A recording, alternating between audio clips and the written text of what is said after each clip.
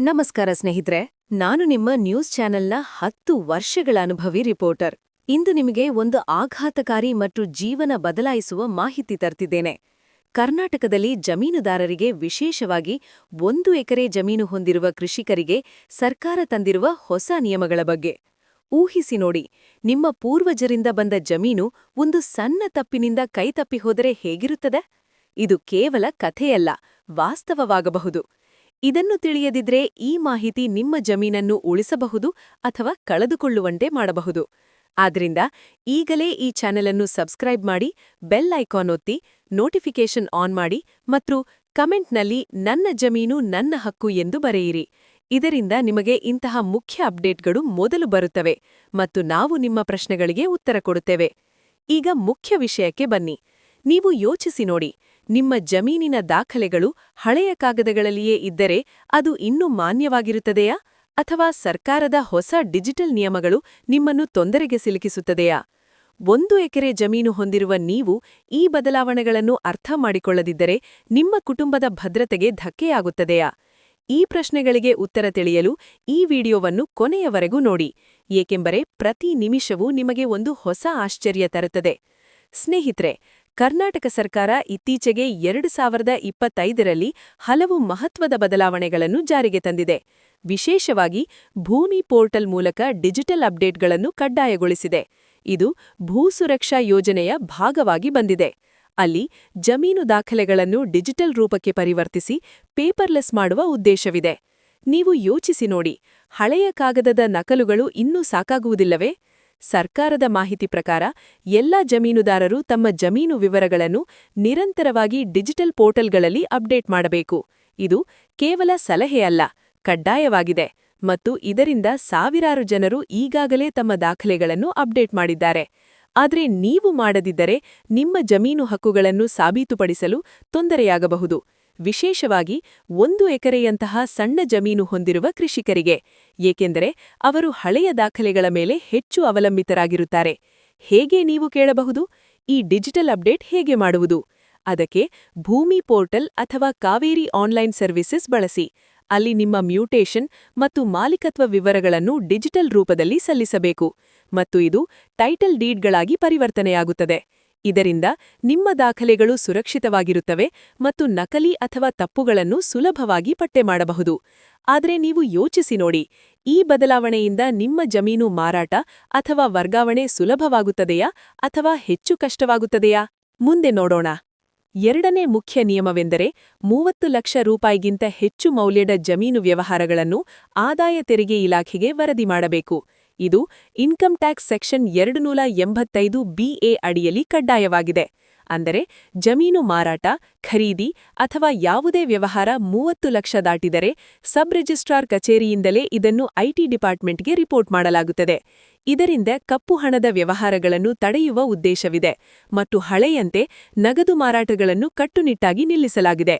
ನೀವು ಕೇಳಬಹುದು, ಇದರಿಂದ ನಿಮ್ಮಂತಹ ಸಾಮಾನ್ಯ ಜಮೀನುದಾರರಿಗೆ ಏನು ಪ್ರಯೋಜನ?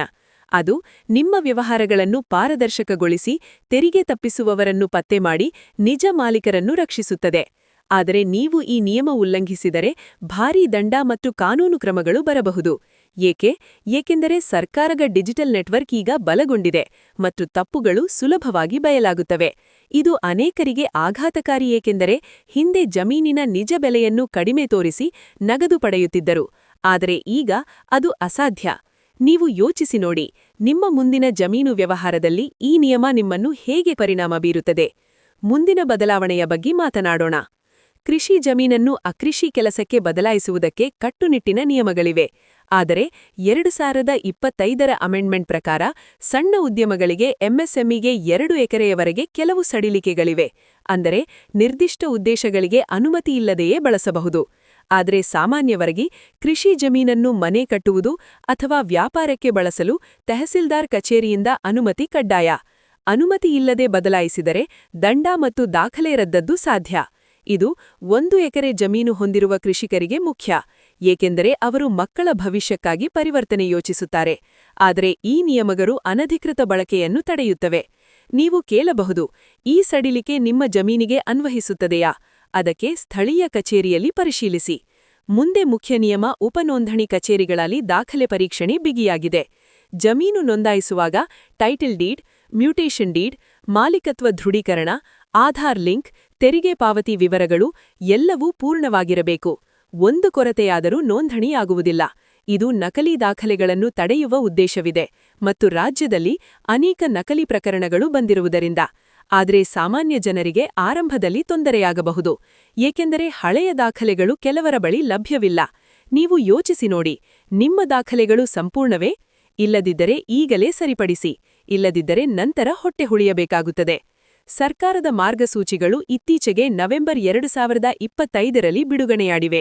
ವಿಶೇಷವಾಗಿ Karnataka land revenue rules amendment 2025ರಲ್ಲಿ ಭೂಮಿ ಆಡಳಿತವನ್ನು ಆಧುನಿಕಗೊಳಿಸುವ ಹಲವು ಬದಲಾವಣೆಗಳಿವೆ. ಆದರೆ 3 ವರ್ಷಗಳ ಕಾಲ ದಾಖಲೆ ನವೀಕರಣ ಮಾಡದಿದ್ದರೆ ಮಾನ್ಯತೆ ಪ್ರಶ್ನೆಯಾಗುತ್ತದೆ ಎಂಬುದು ನಿರ್ದಿಷ್ಟವಾಗಿ ದೃಢಪಟ್ಟಿಲ್ಲ. ಆದರೆ ನಿರಂತರ ಅಪ್ಡೇಟ್ ಅಗತ್ಯವಿದೆ.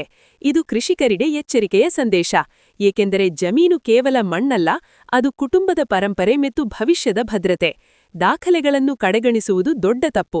ಸರ್ಕಾರ ಎಲ್ಲಾ ದಾಖಲೆಗಳನ್ನು ಡಿಜಿಟಲ್ ಮಾಡಿ ಒಂದು ಸ್ಥಳದಲ್ಲಿ ಸಂಗ್ರಹಿಸುತ್ತಿದೆ. ಇದರಿಂದ ಅನಧಿಕೃತ ಮಾರಾಟ ಅಥವಾ ನಕಲಿ ದಾಖಲೆಗಳನ್ನು ಪತ್ತೆ ಮಾಡುವುದು ಸುಲಭ. ಕೃಷಿಕರಿಗೆ ಇದು ರಕ್ಷಣೆ, ಆದರೆ ತಪ್ಪು ದಾಖಲೆಗಳಿರುವವರಿಗೆ ತೊಂದರೆ. ಸರ್ಕಾರ ಕೃಷಿಕರ ಸಾಮಾನ್ಯ ತಪ್ಪುಗಳನ್ನು ಗುರುತಿಸಿದೆ. ಮ್ಯೂಟೇಷನ್ ಅಪ್ಡೇಟ್ ಮಾಡದಿರುವುದು, ಜಮೀನು ವಿತರಣೆ ನಂತರ ಬದಲಾಯಿಸದಿರುವುದು, ಟೈಟಲ್ ಡೀಡ್ ಪರೀಕ್ಷಿಸದಿರುವುದು, ತೆರಿಗೆ ನವೀಕರಣ ಮಾಡದಿರುವುದು ಇವೆಲ್ಲ ಭವಿಷ್ಯದ ಸಮಸ್ಯೆಗಳನ್ನು ತರುತ್ತವೆ. ಜಮೀನು ಮಾರಾಟದ ಸಮಯದಲ್ಲಿ ಮಾತ್ರ ನೋಡುವುದರಿಂದ ದೂರುಗಳು ಬರುತ್ತವೆ. ಸರ್ಕಾರದ ಸಂದೇಶ ಸ್ಪಷ್ಟ: ನಿಮ್ಮ ಜಮೀನು ನಿಮ್ಮ ಜವಾಬ್ದಾರಿ. ಕಡೆಗಣಿಸಿದ ತಪ್ಪು ನಿಮಗೆ ಹಾನಿ. ಈಗಿನ ಕಾಲದಲ್ಲಿ ಜಮೀನು ಕಸಿದುಕೊಳ್ಳುವುದು, ನಕಲಿ ದಾಖಲೆಗಳ ಮೂಲಕ ಹಕ್ಕು ಕಸಿದುಕೊಳ್ಳುವುದು ಹೆಚ್ಚಾಗುತ್ತಿದೆ. ಸರ್ಕಾರ ಸಾಮಾನ್ಯ ನಾಗರಿಕರ ಹಕ್ಕು ರಕ್ಷಣೆಗೆ ಹೊಸ ಕ್ರಮ ಜಾರಿಗೊಳಿಸಿದೆ. ನಕಲಿ ಪವರ್ ಆಫ್ ಅಟಾರ್ನಿ ಮೂಲಕ ಕಸಿದುಕೊಂಡ ಪ್ರಕರಣಗಳು ಅನೇಕ. ಆದರೆ ಈಗ ಪ್ರತಿ ದಾಖಲೆ ಡಿಜಿಟಲ್ ಪರೀಕ್ಷಣೆಗೆ ಒಳಗಾಡಬೇಕು. ಹಳೆಯಂತೆ ಸಹಿ ಮಾಡಿದರೆ ಸಾಕು ಎಂಬುದು ಕಳೆದುಹೋಗಿದೆ.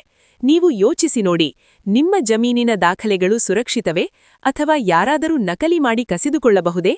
ಈ ನಿಯಮಗಳು ಅದನ್ನು ತಡೆಯುತ್ತವೆ ಮತ್ತು ಆಧಾರ್ ಆಧಾರಿತ ಗುರುತು ಪರೀಕ್ಷಣೆ ಕಡ್ಡಾಯಗೊಳ್ಳುತ್ತಿದೆ. ಇದರಿಂದ ವ್ಯವಹಾರಗಳು ಸುರಕ್ಷಿತ ಮತ್ತು ವೇಗವಾಗುತ್ತವೆ. ಆದರೆ ನೀವು PAN ಮತ್ತು ಆಧಾರ್ ಲಿಂಕ್ ಮಾಡದಿದ್ದರೆ ತೊಂದರೆಯಾಗಬಹುದು. ಸರ್ಕಾರದ ಹೊಸ ಬಿಲ್ಲುಗಳು ಆನ್ಲೈನ್ ರಿಜಿಸ್ಟ್ರೇಷನ್ ಅನ್ನು ಪ್ರೋತ್ಸಾಹಿಸುತ್ತಿವೆ. ಉದಾಹರಣೆಗೆ, ರಿಜಿಸ್ಟ್ರೇಷನ್ ಕರ್ನಾಟಕ ಅಮೆಂಡ್ಮೆಂಟ್ 2025ರಲ್ಲಿ ಡಿಜಿಟಲ್ ಸಿಗ್ನೇಚರ್ ಬಳಸಿ ಪ್ರಾಪರ್ಟಿ ಅಲರ್ಟ್ಗಳನ್ನು ಆನ್ಲೈನ್ ಮಾಡುವ ಸೌಲಭ್ಯವಿದೆ. ಇದು ಸಮಯ ಉಳಿತಾಯಿಸುತ್ತದೆ ಮತ್ತು ಭ್ರಷ್ಟಾಚಾರ ತಡೆಯುತ್ತದೆ. ನೀವು ಕೇಳಬಹುದು, ಈ ಎಲ್ಲಾ ಬದಲಾವಣೆಗಳು ನಿಮ್ಮ ದೈನಂದಿನ ಜೀವನಕ್ಕೆ ಹೇಗೆ ಸಹಾಯ ಮಾಡುತ್ತವೆ? ಅದು ನಿಮ್ಮ ಜಮೀನು ಡೇಟಾವನ್ನು ಒಂದು ಸ್ಥಳದಲ್ಲಿ ಸಂಗ್ರಹಿಸಿ ಸುಲಭ ಪ್ರವೇಶ ನೀಡುತ್ತದೆ ಮತ್ತು ಭವಿಷ್ಯದಲ್ಲಿ ಮಾರಾಟ ಅಥವಾ ವರ್ಗಾವಣೆ ಸುಲಭ ಮಾಡುತ್ತದೆ. ಆದರೆ ಮೊದಲು ನೀವು ಅಪ್ಡೇಟ್ ಮಾಡಿ. ಸ್ಥಳೀಯ ತಹಸೀಲ್ದಾರ್ ಕಚೇರಿ ಅಥವಾ ಭೂಮಿ ಪೋರ್ಟಲ್ ಸಂಪರ್ಕಿಸಿ. ಹೆಚ್ಚಿನ ಮಾಹಿತಿ ಪಡೆಯಿರಿ, ಏಕೆಂದರೆ ಈ ನಿಯಮಗಳು ನಿಮ್ಮ ಹಕ್ಕುಗಳನ್ನು ಬಲಪಡಿಸುತ್ತವೆ. ಆದರೆ ಅಜ್ಞಾನದಿಂದ ಕಳೆದುಕೊಳ್ಳಬೇಡಿ. ಸ್ನೇಹಿತರೆ, ಈ ಮಾಹಿತಿ ನಿಮಗೆ ಉಪಯುಕ್ತವಾಯಿತೆ? ಕಮೆಂಟ್ನಲ್ಲಿ ಹೇಳಿ ಮತ್ತು ಶೇರ್ ಮಾಡಿ. ನಿಮ್ಮ ಸ್ನೇಹಿತರಿಗೆ ಸಹಾಯ ಮಾಡಿ. ನಮ್ಮ ಚಾನೆಲ್ ಸಬ್ಸ್ಕ್ರೈಬ್ ಮಾಡಿ. ಮುಂದಿನ ಅಪ್ಡೇಟ್ಗಳಿಗೆ ನಮ್ಮ ಜೊತೆ ಇರಿ.